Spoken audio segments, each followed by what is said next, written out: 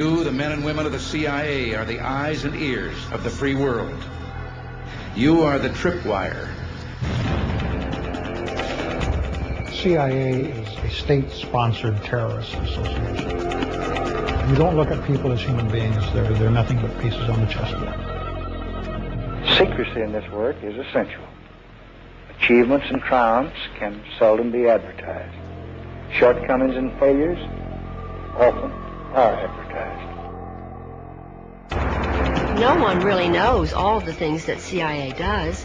They pretty much have carte blanche, and they have an enormous amount of money.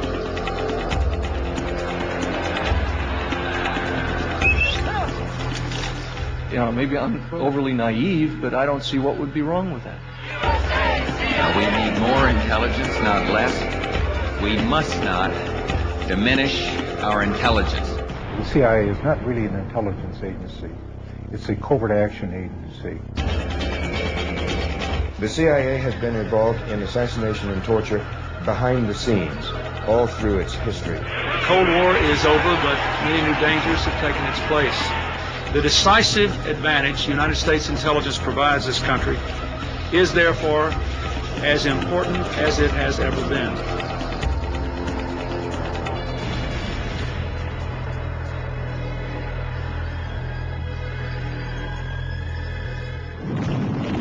December 1941. The attack on Pearl Harbor sinks the Pacific Fleet.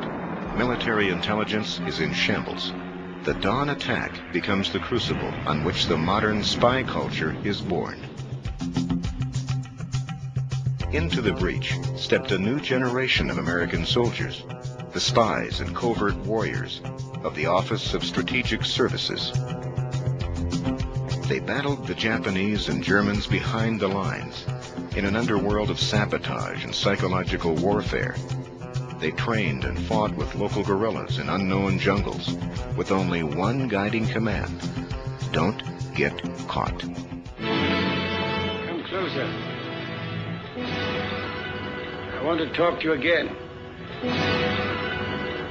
I have a more astonishing tale to tell, almost incredible. Shrouded in the mystery of Oriental ways, mysterious, sinister, evil little men from Japan. It was a simpler time when the nation's enemies were clear. Washington and Hollywood swept into action, inventing the popular culture that has surrounded espionage for half a century. The mystery, the adventure, the romance. The simple stereotypes of the enemy. Hello, hide pockets. And the fearless hero. You guys have been looking for a war, haven't you? That's right, Rick. That's why we're starting it. You may start it, Joe, but we'll finish it. We had hoped that our wartime ally, the Soviet Union, would join in the efforts of the whole community of nations to build a peaceful world. Instead, the rulers of the Soviet Union have sought to extend the boundaries of their totalitarian control. The battlefields of the new Cold War seemed uniquely suited to the skills of spies and secret agents. President Truman pledged that the United States would never be caught by surprise again. The Central Intelligence Agency was born. It was considered the Cadillac of government agencies, and they mostly hired from Ivy League colleges. The cost of freedom is always high, but Americans have always paid it. And one path we shall never choose, and that is the path of surrender or submission. The public embraced the cloak of secrecy that the CIA wrapped around itself. The government didn't know I was working for the government. They told me not to tell anyone, not even my mother. I couldn't tell my children. My wife didn't even know what I was doing. Who were these agents? And what were they doing in Guatemala and Iran? How did patriotic Americans from Main Street neighborhoods get caught up in the overthrow of foreign governments? What were they doing in places like Ecuador and Vietnam, where the CIA organized torture and assassination? These are the stories of former agents who dared to break away from the CIA. I was so disillusioned about my country because I believed it was like my country, right or wrong. But my country was wrong so much of the time. I've lost my first-class citizenship. I've lost the respect probably of a lot of friends. I've gained a lot of enemies. I think CIA ex-members, somewhat like myself, who leave and tell their stories, it's a very painful process, but I think they are feeling that they're doing a higher duty, if you will. They're not just quitting and leaving and being quiet. They're quitting and expressing their conscience. Here is something that we've done that is terrible, and here's something that must be stopped.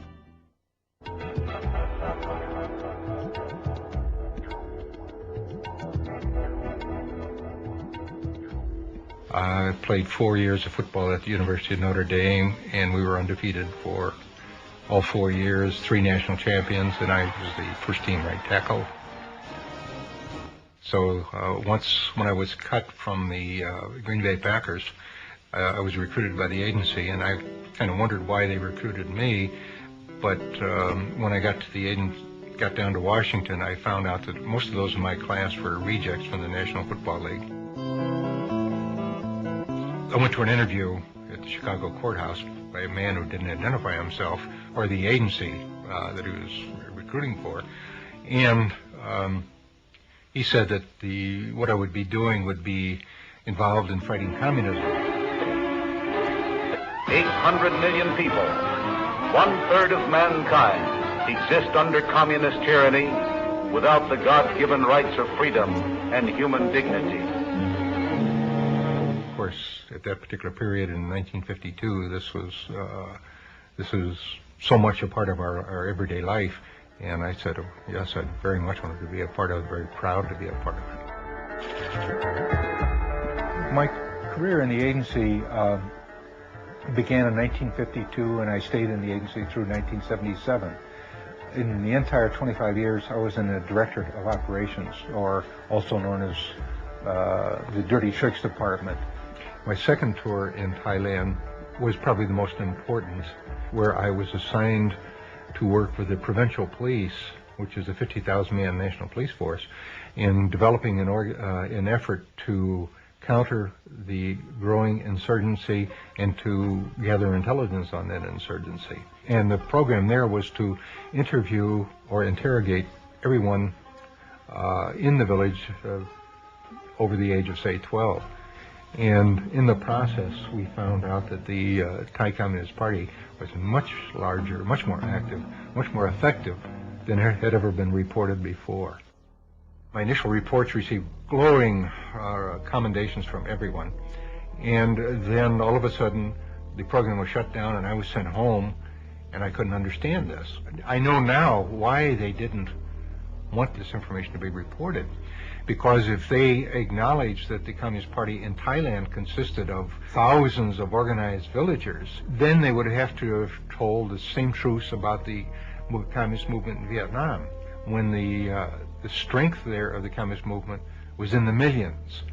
And if we had ever admitted that, there would have been only one solution to what was going on in Vietnam, is to shut down the war and come home. We could not win. Men of the 101st Airborne Division land in Cam Ranh Bay. Intelligence on Vietnam was doctored to support the ongoing war there, and I could see that the situation in doctoring intelligence was universal. Now these reinforcements head for where the action is supposed to be. For according to current policy, the emphasis is to be on direct combat rather than on advisory duty. Wherever the agency had a covert action role or a policy role to implement, its intelligence was distorted, shaped, created to support that policy. It was, in many, many cases, it was nothing but fiction. I think the worst thing I was involved in was the Phoenix operation in Vietnam, a countrywide assassination program. I was part of it. This was a program started by the CIA, funded by the CIA, recruiting people for the operation, training them to go out and kill or capture the Viet Cong. I came to realize later that we were shooting fish in a barrel, that most of the Vietnamese supported the other side, and we were the intruders, and the Vietnamese were fighting for their own liberation from foreign domination. I went out to Vietnam to help save Vietnam for democracy,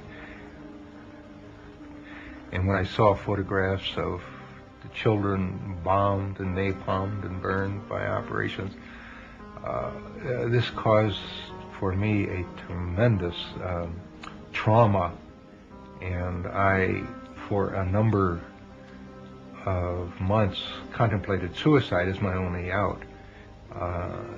This, of course, was never. I finally got over that effort and thought, well, what I should do with my knowledge is try to bring this knowledge to the American people, so that there won't be further Vietnams, there won't be further abuses. And since that time, I've dedicated my life to exposing the agency. The CIA called him an analyst with few peers. Well, upon leaving the CIA, this man wrote a book about it called Deadly Deceits. And now he has compiled a one-of-a-kind database resource on the subject called CIA Base. Please, a big welcome for Ralph McGehee.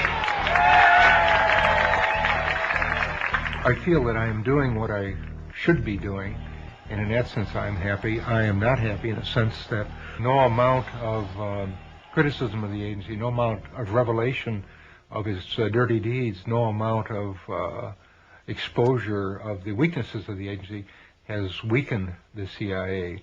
But I do feel that at some point all of this is going to be impact on the awareness of the American people, and at that time there will be an attack on the CIA.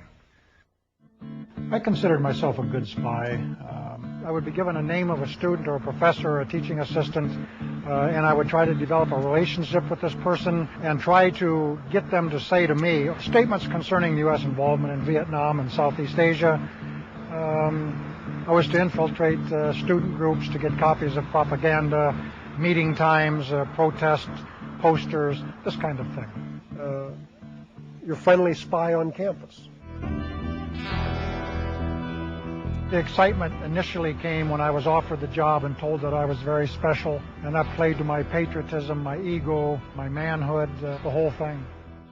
It was 30 years ago, almost this month, that I was a senior on the Iowa State University campus, ready to get my aerospace engineering degree, and wondering what I was going to do in light of the nation's deepening involvement in the quagmire of Vietnam. There were anti-war demonstrations on college campuses and in cities from Los Angeles to Washington. Draft card burnings became common, and the chant of "Hell no, we won't go" was the theme of the protest generation. It was then that the CIA appeared on campus, and they began their largest illegal domestic operation in history, called Chaos. The FBI and Hoover thought U.S. college student demonstration against the Vietnam War was being manipulated and funded from abroad. President Johnson didn't believe it, so he actually authorized the CIA to start an illegal covert operation inside the country. And I became the eyes and ears of the CIA on the Iowa State University campus. Iowa State University. The opportunities are here. I initiated files on students of my own interest, even without the CIA's knowledge. There was this young lady who caught my eye on campus, and I tried to date her, and she refused. So I initiated a file on her, and that was personally for my own benefit. I did that for my senior year, and on graduation, I thought my responsibilities at the agency would end when I went to work for McDonnell Douglas in St. Louis. But it didn't work out that way, and eventually I was assigned to Canada. I did that for my senior year, and on graduation, I thought my responsibilities at the agency would end when I went to work for McDonnell Douglas in St. Louis. But it didn't work out that way, and eventually I was assigned to Canada, posing as a anti-Vietnam War engineer. The agency knew that Fidel had gone around the island and built all these small dams. He actually wanted 2 growing seasons a year. Needed somebody to seed the clouds so it would rain and he could store the water. And that's where my expertise was, having been an amateur rocketeer and an aerospace engineer and all of this good stuff. The Cubans were duped into believing the credentials I presented. There really was no other option of getting an American down there. After the October crisis of 1962, Kennedy said that we would never physically invade the island if Khrushchev would remove the ballistic missiles. So therefore, the United States was frozen into a policy of trying to bring Castro down from within, which meant disrupting the average lifestyle of the Cuban citizen, doing whatever we could to sabotage the economy, to discredit the revolution. One way of doing that, of course, was to try to control the amount of food coming into Havana for distribution to the public. And if we could do that by puncturing tires on a truck loaded with tomatoes for the market, or if we could cause a truckload of whatever, onions or fresh fruit or meat to become putrid or be stolen or contaminated on the way into town, we would do that. And I remember one particular instance, a brand new secondary school that had opened up in the countryside was going to receive its week's supply of fresh milk. And we bribed the driver of the truck. We knew where he stopped to have breakfast on his route. We wanted him to take a few extra minutes so we could put cement powder into the milk. We declared war on school children. That shouldn't be the policy of the United States government. You don't win friends and influence people that way, declaring war on children and innocent civilians. A big mistake, but the U.S. government orders it and participates in it. And the CIA's goal eventually was to increase this frustration level to a point where there would be a civil revolution within Cuba to bring him down.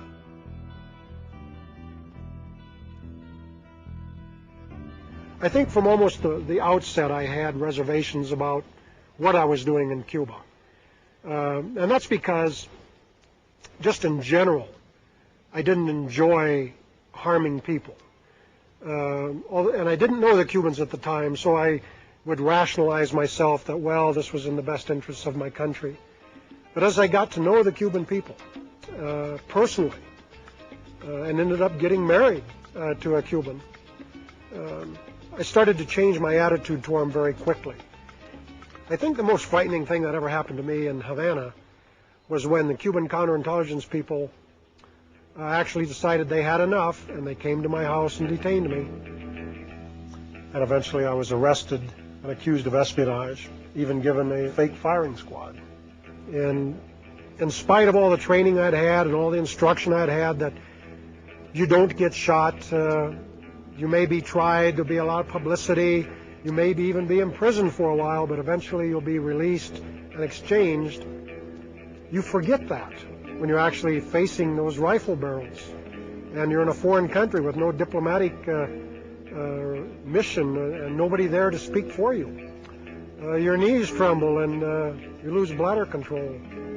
Very scary. Now, hindsight is something I think we all enjoy, and I just wish we could switch it around and use it as foresight. But in hindsight, yeah, if I could go back and change things, I'd have to go back 30 years to 1965 in my senior year and refuse the offer that was made to me by the CIA and take my chances with the draft and have pursued my engineering career. It certainly would have been a better life than what I had. I wouldn't have the memories that I have of the things that I've done to people and countries. And all of it in the name of the United States and under its flag. For many years, I didn't even tell my friends I worked for CIA because I was embarrassed. It's colored my life. It always will. It's like a shadow that falls over my life all the time. I still, if I say anything against them, I turn around wondering if I'm being followed.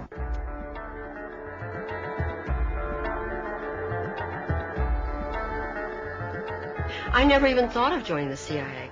First of all, I thought I probably couldn't get in because it was considered the Cadillac of government agencies, and they mostly hired from Ivy League colleges, and I was just out of high school, went right to work for Veterans Administration. And actually it was the typewriter repairman came in to repair my typewriter one day, and he said, you know, you shouldn't be working here, you should be working at a nicer place. They test you a lot. Huge testing. I mean, when you're put into this personnel pool, there are probably 2 or 3 weeks of tests where it's all day long, every single day. And there are IQ tests, there are personality tests. The questions that bothered me the most was when I took the polygraph test. And in the polygraph test, they ask you such incredibly personal questions. For instance, they asked me if I was a virgin. And I was 18. And I thought, what business is it of theirs whether I am or not? And I was rather embarrassed to tell them that I was, because I don't think any of my girlfriends were. I was raised very strict. There were very few women at CIA who were other than secretaries. It was very sexist. It was the male establishment, the white male establishment. I asked a couple of times why it was that there were no blacks there and why there were no gay people there, although they didn't call them gays in that time. In those days, I think they called them queers in those days. And they said because homosexuals could not be cleared because they could be blackmailed. They said that blacks couldn't be cleared because blacks just weren't, they were just still too primitive. They just weren't usually smart enough, and they didn't have the kind of background that white people had. I mean, I didn't think that much at the time because it was like sort of standard operating procedure. But when I think about it now, I'm really quite shocked how you probably would never get a job if you were black. I was assigned as a secretary in the audio surveillance division. They were experts on listening devices and hidden microphones and that sort of thing. I did also very often help the operatives get the documents that they needed. Once in a while I'd have to make a quick trip to the State Department to pick up their passports. And sometimes if we couldn't get the passports in time, then I'd have to go over to Graphic Arts Reproduction Division so that they could forge one for them. Most of them were artists in there, but they were recruited from prisons because they were forgers, and they were master forgers. They were people who knew how to forge money, and they forged all kinds of things. That's how they made their living. And so the FBI would arrest them, and then the CIA would come and spring them. Then I went to technical services, where I was in charge of finding documents that you don't find in libraries, like where you put explosives on a bridge. Where's the best place to put an explosive on a bridge, and what kind of explosive do you have to get that goes underwater without destroying its effectiveness.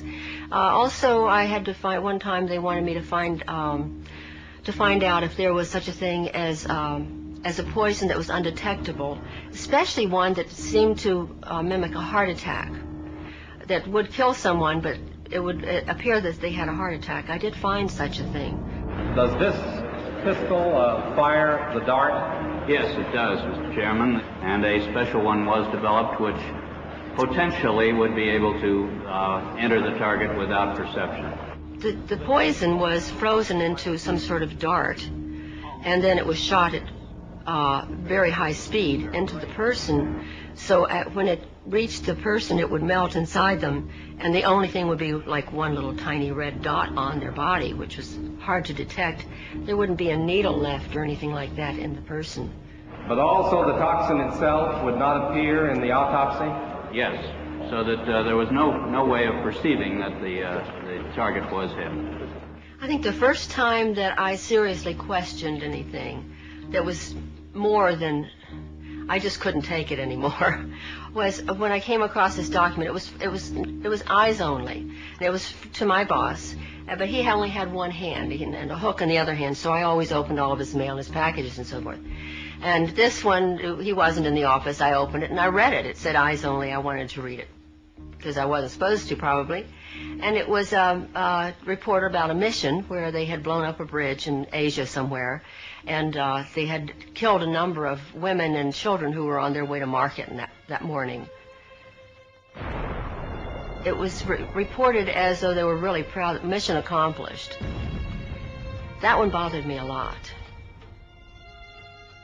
When my boss came in, I gave him his mail, and I mentioned this, and I said, "This is wrong.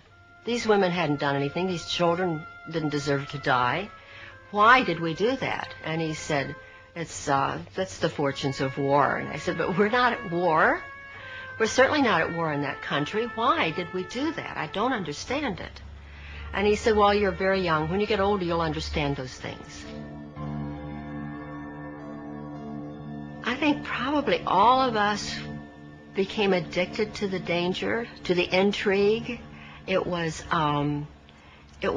living a fantasy. It was actually living a fantasy and being on the inside. And it was very hard to leave, even though I felt that they did wrong, and I would never, ever work for an agency like that now, because I realized that it wasn't because I was a child or I was so young. It was because it was wrong. But at the time, it was really exciting. After that, there was no other job I could have ever again in my life that would be that exciting. I knew that.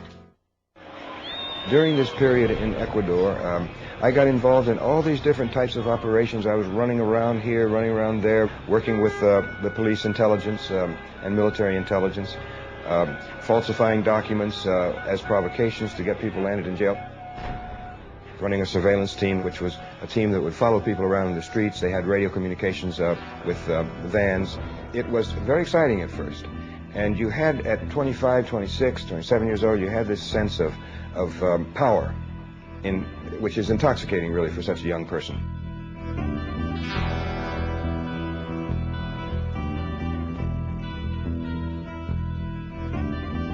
My motivation was partly the youthful romantic aspect of it, which was the idea of secret work, of being abroad in strange cultures and communities, but patriotism was also a very strong motivation.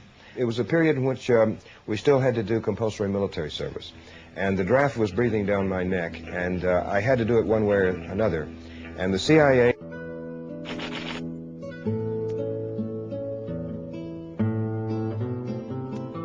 I was sent down to Quito, Ecuador, where I worked for a period of 3 years. Poverty breeds anger and despair. Anger and despair are ingredients of violence, of lawlessness, of revolt. And our job was to squelch or impede the influence of the Cuban Revolution throughout Latin America, because the Cuban Revolution had such an impact in Latin America. And in practically every Latin American country, there were people who went into armed struggle at that period to emulate the Cubans, hoping that they too could overthrow the traditional ruling power structure in their countries, in which very few families controlled the land and the wealth, and that meant that a very large proportion of the population was marginalized. They didn't count. Here, as in so many other places on this troubled earth, can be seen the conditions that give rise to conflict, to riot and revolution. Here can be found the familiar challenges that threaten the future of us all. We are here. When I was working in Uruguay, it was a complicated period. The trade unions and students were out in the streets all the time, and there was a state of siege imposed. And we wanted to stop these lightning demonstrations, which were making our police look bad. And so one of the leaders of these squads of the Communist Party was Oscar Bonaudi. And I had him arrested. It was supposed to be simply preventive detention. But on that Sunday morning, I knew he was under arrest, and I didn't know what was happening. But we were sitting in the room as the chief of police was reading a document I had written to attribute all this violence and unrest and strikes to the Soviets. It was false, but it was very credible the way I had written it. And then these sounds began to come through the walls, and it was a low moaning sound, and I wondered to myself as it got louder and louder, and the chief was embarrassed, whether it was the guy whose name I had given. And he told me the story that yes, it was Bonaudi, and that one of the most sadistic of the high-level police officers had ordered his interrogation and torture that Sunday morning. But it was a horrible sound. I'll never forget it. It's just awful to hear that moaning and groaning and screaming coming through the walls. I began to question the work. The initial thrill of being on the inside, of having this secret power, of knowing things that individuals and governments try to hide, had faded. By the time I got to Mexico, I already had all the political reasons to leave. I met an American woman who had lived in Mexico for many years. This would be October of 1967. And at dinner, she suddenly went into a tirade about Che Guevara, because he had just been killed. He'd been captured and executed, and it was just out in the papers that day. And so she was furious. She went into this tirade about this horrible, stinking CIA that had murdered the best hope for Latin America in generations. And she loved Che Guevara. She thought he was the most wonderful man in the world. And I was in love with her, and she was in love with me, and I thought to myself as I sat there at dinner, I said, wow, what am I going to do? And so the upshot is that she was the personal factor which led me actually to say, I'm quitting now.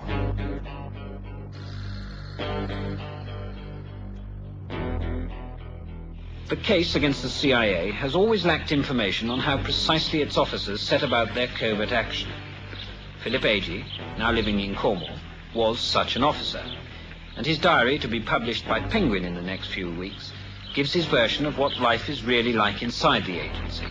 He names every officer and agent he's ever met and describes a CIA man's work in daily detail. Why should I be delicate with them? I don't expect any quarter in return, because this is part of the conflict that's going on in the world right now. The CIA is enforcing American economic exploitation, and people are dying and people are starving because of this system. In actual fact, what had happened is Henry Kissinger had intervened secretly with the British government to force them or pressure them to deport me and to cause me all these problems, because not only was I deported from Great Britain, but that was followed by a kidnapping and deportation by force from France, plus Holland and Italy and Germany and Norway would not let me in. And so over a 2-year period, they were constantly pressuring these governments, which had no provocation from me at all. So they tried very hard during a period of time in the 1970s to stop my work, but I just continued, got on with my life, and achieved stability in Germany. And now, in the last 7 or 8 years, I've been coming frequently to the United States, and I think I've been in practically every nook and cranny of the country at hundreds of meetings, political rallies, and university lectures over these last 8 years. When I was a kid, the American flag was something absolutely marvelous. Whenever the American flag went by in a parade, we took our hats off, put our hands over our hearts, and we really felt it, because this is the symbol of the United States and the way the United States should behave. We have to have something like that in order to hold ourselves together.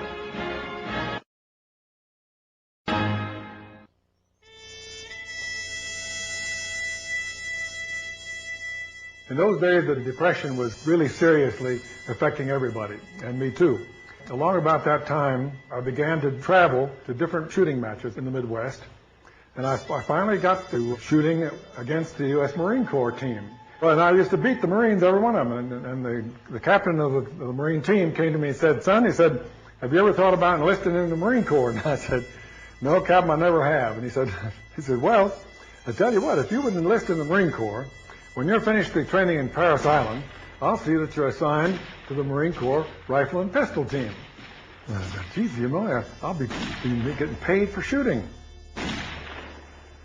I was scared stiff, of course. And we went up there and went in the Commandant of the Marine Corps' office. So he said, "This young man is a specialist in marksmanship training, and we would like to commission him in the Marine Corps." I said, "Commission? Oh, my God." He says, "We've never done anything like that before. Commissioned man from civilian life." And he said, "Well, sir, I think this is the time to do it." He scratched his head. He said, "I think you're right. Young man, you're a second lieutenant in the Marine Corps."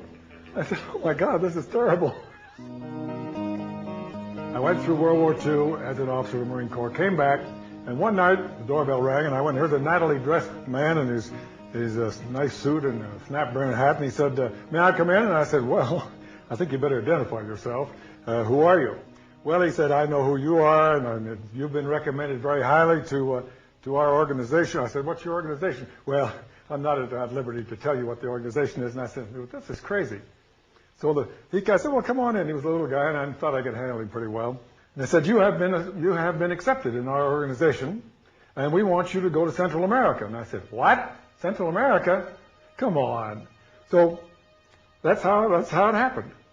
And then I joined this group that went to Central America, and I found out that I was supposed to be in charge of overthrowing a government in Central America. And, you know, it doesn't sound right.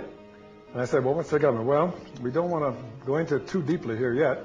I said, well, I think maybe we better forget the whole thing. Oh, no, it's not very important. So finally, he did let out that we were going to overthrow the government of Guatemala. Well, now, I had been to Guatemala before, several years before that, because I was a member of the U.S. Olympic team, and we were requested to go down and help organize the games, the Central American and Caribbean Games. Doves are released, living symbols of the peace and friendship among the 22 nations represented. So I knew people down there. I knew this gentleman by the name of Arbenz, and the CIA was going to have me overthrow these friends of mine. Well, they explained to me that this is extremely important to the security of the United States. When they pull that, you know there's something wrong, because the United States is so secure, and nobody's ever going to do anything to it. Anyway, so I said, well, okay, I'll do it. And we organized a group of dissident Guatemalans, armed them and trained them minimally, and sent them off up to overthrow the government. Fighting ends in Guatemala. These rebel troops, backed by air power, have compelled the ousting of Guatemala's pro-communist regime and have won a ceasefire from government forces. That red rule in Guatemala is over is grimly symbolized by the determination of the insurgents themselves and by this effigy of ex-President Arbenz, who fled the country. The sign reads, "Go back to Russia." You know, there were some people during the Arbenz regime that said that there was a question as to whether it was truly a communist regime and as to whether it was controlled by Moscow. We have here the proof that there was no question whatever. There was no doubt at all that Russia controlled all the communists here in Guatemala, sir. In other words, the Arbenz regime was not a Guatemalan government. It was a foreign government controlled by foreigners. That's it, sir. Well, what happened was that they went up there and caused great bloodshed and great damage, which has never been corrected even to this day. That started the whole thing in Guatemala, and what we're having all this trouble today.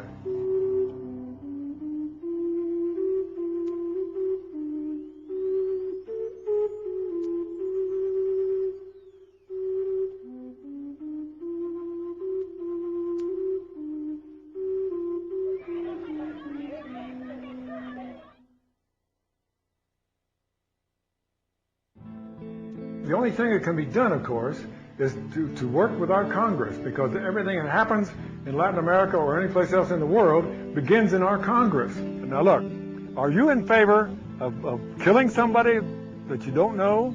Are you in favor of torturing somebody? Are you in favor of locking people up in dungeons and things? Are you really in favor of that? Because I don't think you are. And I think I can get that across pretty well if I get a chance to talk to them like that. I feel that because of the problems that I went through, the realizations that I came to, the efforts that I've taken to counter, people may call it this monster, that I am contributing so much now that I could not have contributed had I not joined the agency. There's no way I can make amends, but certainly helping in this effort to expose the abuses of our intelligence services, perhaps in some small way will help pay that debt.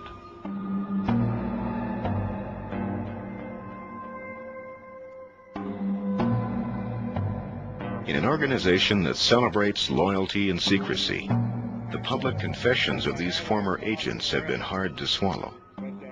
But as revelations of the agency's failures and deceit pile up, the courage to speak out has spread from one agent to another. I promise that I will do as much as I can for peace in Latin America. Thank you very much. A number of us have organized this group of former U.S.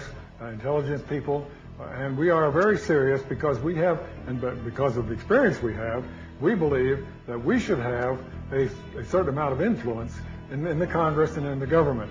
Frank Church, the late chairman of the Senate Select Committee to study intelligence, concluded that covert operations was really a semantic disguise for blackmail, sabotage, assassination, whatever the United States wanted to do to influence other countries to its will. In small ways, Congress has pressured the CIA to reform itself.